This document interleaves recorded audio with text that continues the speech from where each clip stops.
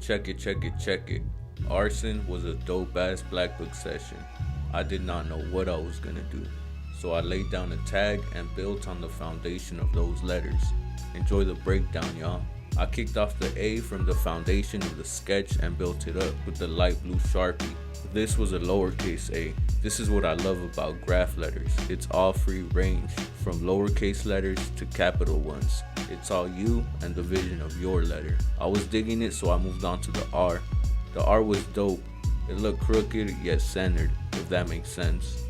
The S here was inspired by the S I did in the homie ICOP's name in Blackbook session number 9. Speaking of Blackbook session number 9, I wasn't rocking with the freestyle version of a breakdown.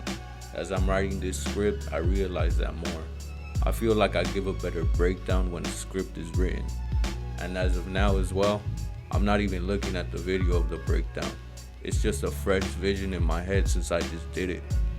Anyway, I moved on to the O. The O was alright. I feel like I could have gone off a little bit more, but you know, it happens. The N was cool. I was rocking with it. It had a cool rhythm. Like, he's ugly, but he's cool. I was adding parts and bits of the letters falling off on each of the letters. I break this detail down in my 5 different details you can add on your graffiti letters video. I'll link that in the bio for y'all. That was the sketch right there though. That started off as a tag. I was digging it honestly, so I wrapped it up and moved on to the filling. The filling was fun with this one. I added some splats from a light turquoise Molotov and from a brown Bic. I used the brown Bic for a couple zigzags throughout the letters as well. So with the baby blue and the lightest blue that was running out, I just started filling in.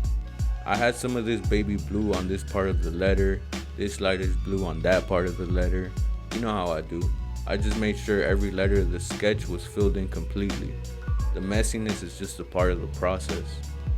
I moved on to my outline of the letters, and like always, only outlined the physiques of the letters.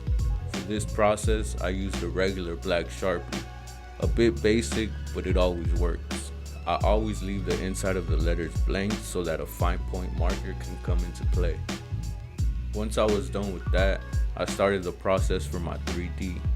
I had the 3D going down, so I rounded up all the angles from the letters and had the lines that make up the 3D go about half an inch downward, south on a compass, basically. I closed them up by following the flow of the outline physique. Once I got this wrapped up, I filled in all of the 3D solid black. This really made the colors and the fill-in stand out. I brought out the fine point black Sharpie and let loose, finally bringing in the full physiques of the letters. I went around each of the letters and brought them to a close, somewhat at least.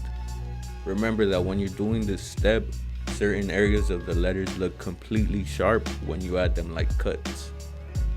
Since I had finally given the letters their full physiques, I started to add my shine with a white Molotov 1.5mm nib. Since my 3D was going down south, I had my shines run along up north on the top of the inside of my letters. I'm not gonna lie, I was tempted to completely outline every angle of the inside of the letter, basically doing an inner outline, but I stopped myself.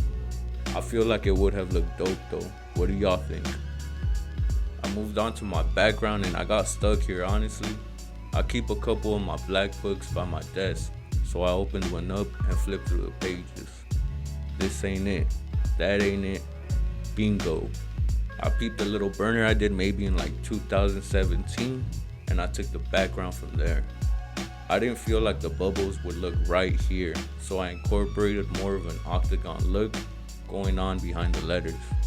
I did this with a cool gray Molotov paint marker.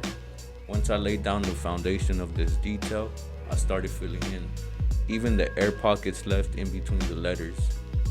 No, I didn't fully go around the outside of the letters. I left some of the areas unfilled. My outer outline was a zinc yellow Molotov. I went around the physique of my letters as well as around the 3D. I ended up filling in the air pockets yellow instead of gray. I was rocking with this move. I felt the burner stood out more. I added some little bricks around the page as well, but you could barely see those. I felt like the inside of my black 3D was looking a little empty, so I grabbed my Dare Orange Molotov and added specks running along the inside of the 3D, lined up with the flow of the letters. I did this in most areas of the 3D, but kept it really subtle. I used the Molotov black 1.5mm nib for the tags, because like I said, it's real sharp and precise, just what I like. I did a roll call, threw up the names of the writers who have been showing support: iCops, Antics, Ozzy, Arson, Wunk, the channel, and of course, myself. I had to. Something just told me that this would look right in this burner, and it did. Once I laid down the marker, I took a step back and just admired the work. That was Blackbook session number 10 for y'all. I hope y'all enjoyed. Antics, spoons, skids, curves, just to name a couple of y'all. I'll be having something for you guys soon, alright? Just be patient with your boy. But trust, I got y'all. Until next time, peace.